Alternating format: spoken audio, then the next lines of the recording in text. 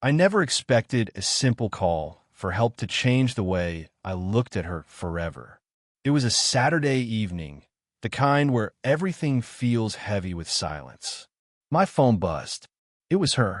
She said the curtain rod in the living room had come loose and asked if I could stop by to fix it.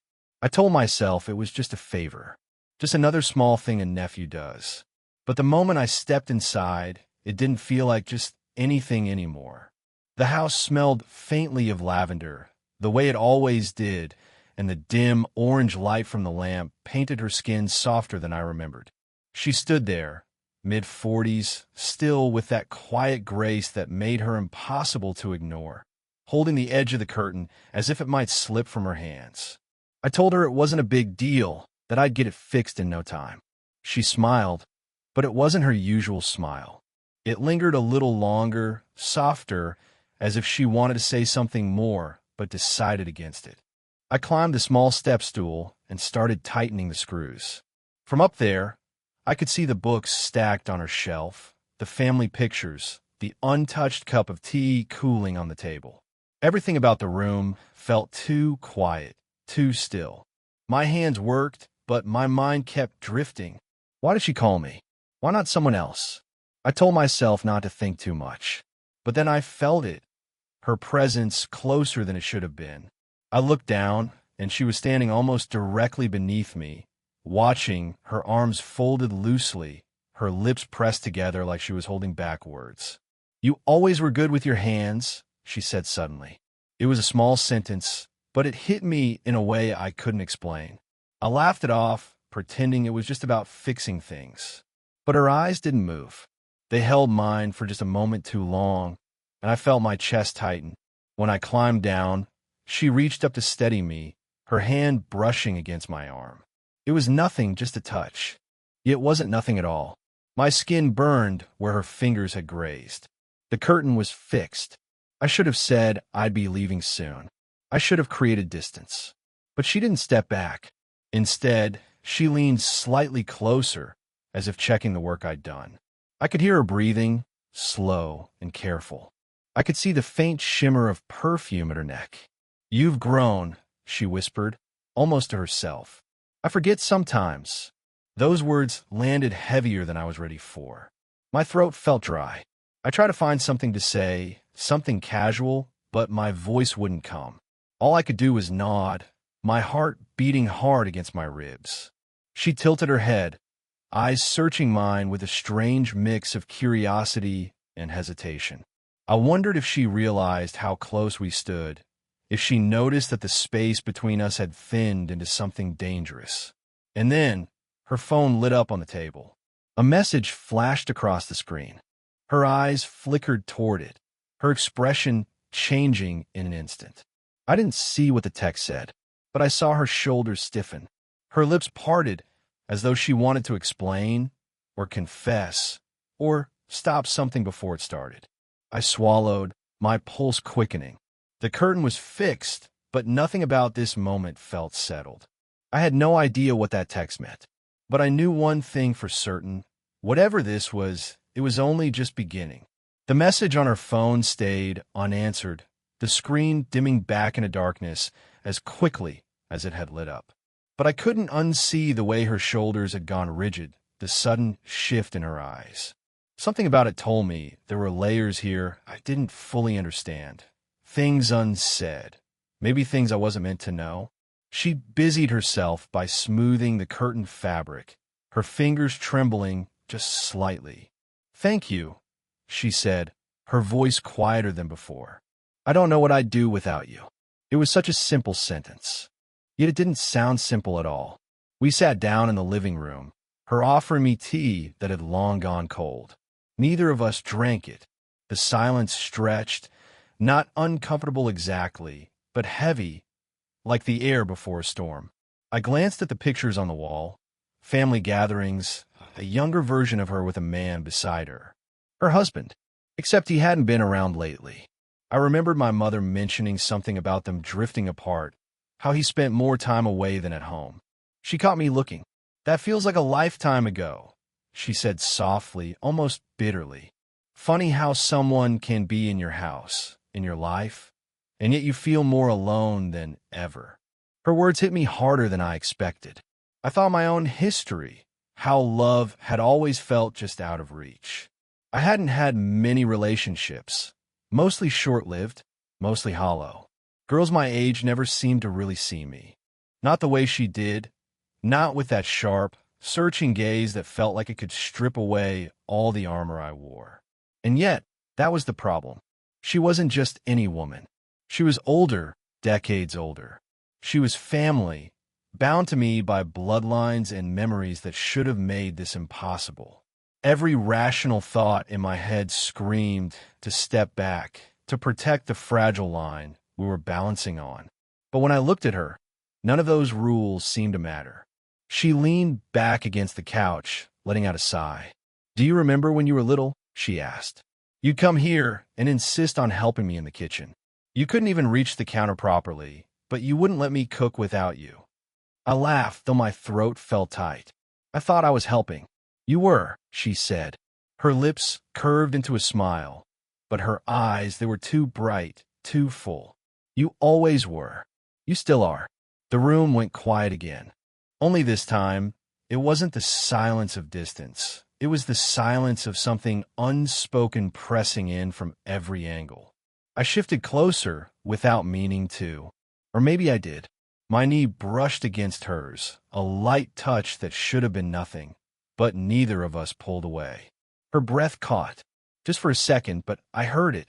I looked at her, and she looked at me, and the world outside that living room disappeared. That was the moment I realized this wasn't about fixing curtains or sipping tea. This was about a line we both knew existed, and the terrifying truth that neither of us wanted to step back from it anymore. The space between us felt razor thin, fragile, dangerous. My knees still brushed against hers, and though neither of us moved, I could sense her chest rising and falling faster, her breath catching in the stillness of the room. I should have leaned back. I should have made a joke, lightened the air, shifted us back into safer territory. But my body refused to move. Her eyes held mine with a kind of quiet desperation, and I wondered if she saw the same thing mirrored in me. Then the sound of keys rattling at the front door shattered everything. She jerked back, her hand flying her chest. My stomach dropped. A moment later, the door opened, and a man's voice echoed into the hallway. Her husband. "Linda," he called out, dropping something heavy on the entryway table. Her face drained of color. She shot me a look, sharp, warning, pleading, all at once. I nodded quickly, pushing myself off the couch, trying to look casual. My pulse hammered in my ears. "I'm in here," she answered, her voice steadier than I expected. He stepped into the living room, loosening his tie, his eyes landing on me with faint surprise. "Oh, didn't realize we had company." I forced a smile. "Just helping with the curtain." "Curtain?" he repeated, glancing at the window. His eyes narrowed slightly, then shifted back to her. Something unspoken flickered across his face before he shrugged it off. "All right. Well, I'm going to shower." When he disappeared down the hallway, the silence returned. Only this time it was suffocating. I turned to her. She still hadn't moved, her hands gripping the edge of the couch like she was holding herself together. I began. "Close," she whispered, finishing for me. I swallowed hard. "Maybe I should know." She cut in quickly, too quickly. Then softer, "No, stay." Her eyes flickered with something raw. Regret? Fear? Or was it the same thing pulling at me? Something we couldn't admit, but couldn't bury either? I sat back down, though further this time, a safe distance between us. The air hummed with everything we hadn't said. "He doesn't notice anymore," she murmured, staring at the untouched tea. "I could vanish in this house, and he wouldn't even care." The words cracked something in me. I wanted to tell her she wasn't invisible, that I saw her more clearly than anyone. But the risk of saying it out loud clawed at my throat. Instead, I reached for the teacup, my fingers brushing hers in the process. The touch was fleeting, almost accidental, but neither of us moved away. She looked up at me, eyes wide, searching, trembling. And in that suspended moment, with her husband just a room away, it felt like the world had tilted dangerously. Our faces drew closer, not quite enough, but almost. So close that if either of us breathed too deeply, the distance would vanish.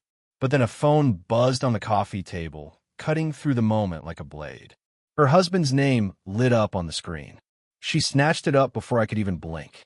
"Go," she whispered, her voice trembling. I hesitated, torn, my heart warring with my head. And then, just as I rose to leave, her fingers caught my wrist, holding me there. Her hand tightened around my wrist, almost desperate, as if letting go meant more than just losing my presence in that moment. I froze, half turned toward the door, half tethered by her touch.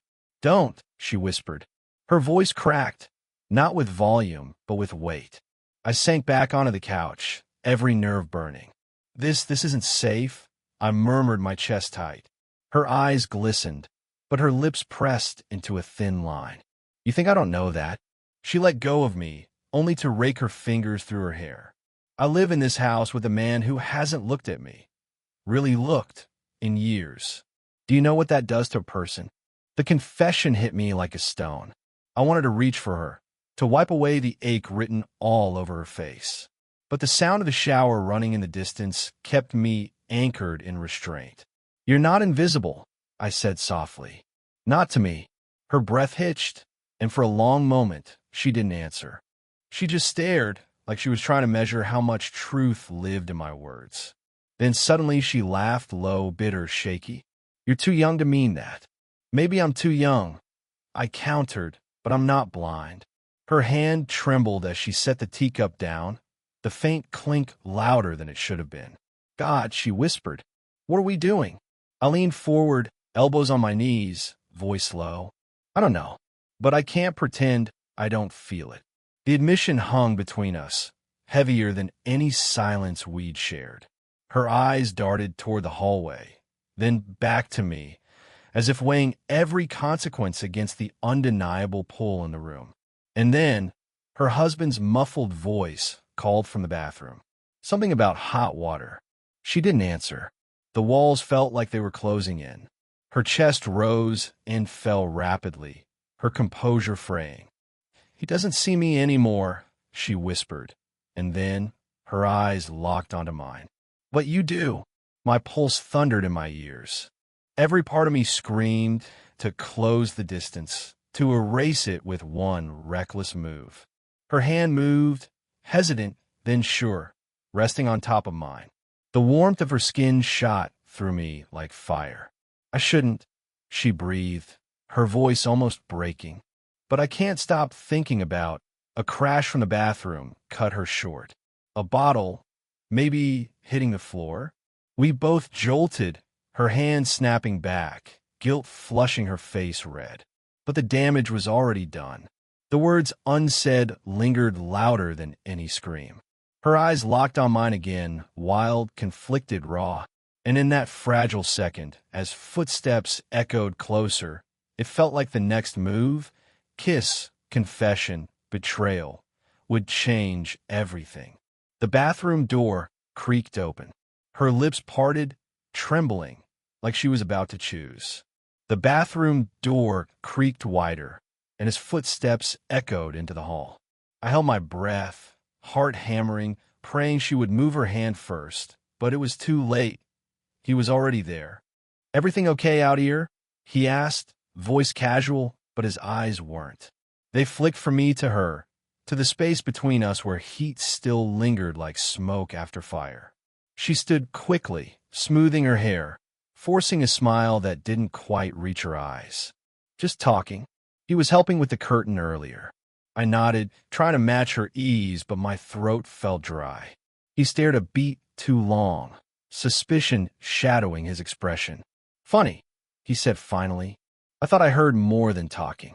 Her breath caught, but she masked it with a laugh, sharp, unconvincing. "You must have misheard. That should have been the end of it."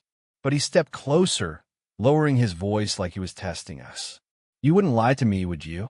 The silence that followed was unbearable. My palms itched, wanting to defend her, but the air between them felt charged with years I couldn't claim. She broke first. "Of course not," she said, but her voice wavered. And that's when the ground shifted. Because instead of accusing, instead of pressing further, he smiled, thin, bitter, knowing. "Good," he murmured, "because I'd hate to think my wife was finding comfort somewhere else." The word wife cracked something in the room. It wasn't a question, it was a warning. When he left for the kitchen, the silence he left behind wasn't relief. It was terror. She pressed her hands to her face, trembling. "He knows," she whispered, voice barely audible. "He always knows when I'm lying." I wanted to tell her it was fine, that we were careful, that nothing had happened. But it would have been a lie. Something had happened, even if words hadn't finished, even if lips hadn't touched. He could feel it. She turned toward me suddenly, eyes wet and sharp. "This can't go on. If he suspects," her voice broke, "he'll destroy everything." My chest ached, but anger flickered beneath it. Then why stay? The question landed like a slap. She recoiled, as if I had crossed a line. "You don't understand," she said, her tone harsh, defensive. "There's history, family, debts you don't even know about." I swallowed hard. "And where does that leave me?" Her lips trembled, but no words came. She looked at me like I was both salvation and disaster, and the weight of her silence was worse than any answer. The sound of glass breaking in the kitchen snapped us back. A curse followed, sharp and deliberate. Her face paled. "He's doing it on purpose. He wants us scared." And for the first time, I realized this wasn't just about stolen glances or whispered words anymore. This was a game, and the rules had shifted. And if we weren't careful, someone was going to lose more than love. The shatter of glass still echoed in my ears as I stood frozen, staring at her pale face. Every nerve in me screamed to move, to say something, but my tongue felt heavy. The weight of the moment pressed down like the room itself had shrunk. She finally spoke, voice low and breaking. "This can't go on. He's already watching us." Her words should have ended it, but instead, they pulled me closer. My chest ached with something fierce and uncontainable. I shook my head, stepping forward despite the danger. "Then let him watch. I'm tired of pretending there's nothing here." Her eyes widened, a war of fear and longing flashing across them. She backed up against the wall, like she needed distance just to breathe. "You don't know what you're saying," she whispered. "This isn't some game. He will ruin us." "I don't care," I said, my voice shaking but firm. "If this ends tonight, fine, but at least tell me it was real. Tell me I wasn't imagining everything between us." Tears welled in her eyes, and for a long moment, she didn't answer. Her silence hurt more than any rejection. My chest felt hollow, as if she'd already chosen fear over me. But then, she reached out. Her fingers brushed mine, trembling but deliberate. "It was real," she breathed. "God help me, it was real." My body flooded with heat and relief. For a second, it didn't matter that her husband was only steps away, that the air was poisoned with risk. All that mattered was the truth finally spoken between us. I leaned in, the distance between us collapsing. My forehead rested against hers, and I whispered, "Then let me stay." Her hands slid to my shoulders, clutching me as though holding on to both comfort and danger. "I want to," she admitted, voice raw. "But if we cross this line, there's no going back." A crash came from the kitchen again, louder this time, deliberate. The sound of glass against tile. He was listening, waiting, testing. I pulled back just enough to see her eyes, those stormy eyes that had haunted me for weeks. "Then choose," I said softly, my throat thick. "Him or me. Fear or love. Silence or truth." Her lips parted, shaking with words she couldn't form. A tear slipped down her cheek, catching in the dim light. I wiped it away with my thumb, though my own hand trembled. Finally, she whispered, "You. I choose you." The words were barely there, but they cut through the silence like thunder. And then the kitchen door slammed open. We jumped apart, breathless, caught in the middle of something we couldn't take back.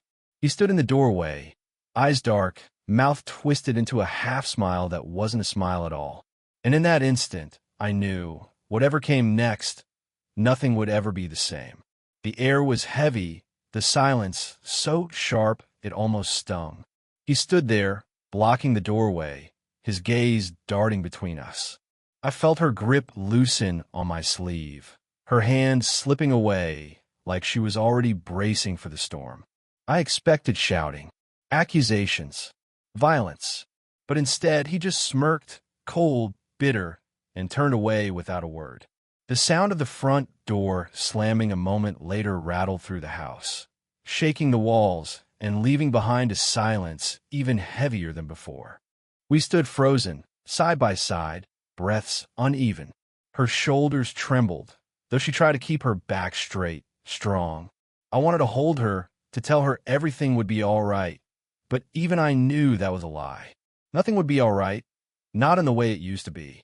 Finally, she spoke, her voice cracked and hollow. "It's over. He won't forgive this." I swallowed hard. My chest burned, not with regret, but with the raw cost of what we had just chosen. "Then we don't need his forgiveness," I said quietly. "We only need to decide what we want now." She turned toward me, her eyes swollen but fierce. "And what if what I want ruins you? You're too young to be tied to my mistakes, to my life. You could walk away tonight, and no one would ever blame you." Her words stabbed deeper than anger ever could. For a moment, I thought of leaving, of stepping out into the night and pretending this never happened. But then I remembered the way she whispered you with her whole body shaking. That wasn't a mistake. That was the truest thing I had ever heard. I stepped closer, gently taking her hands in mine.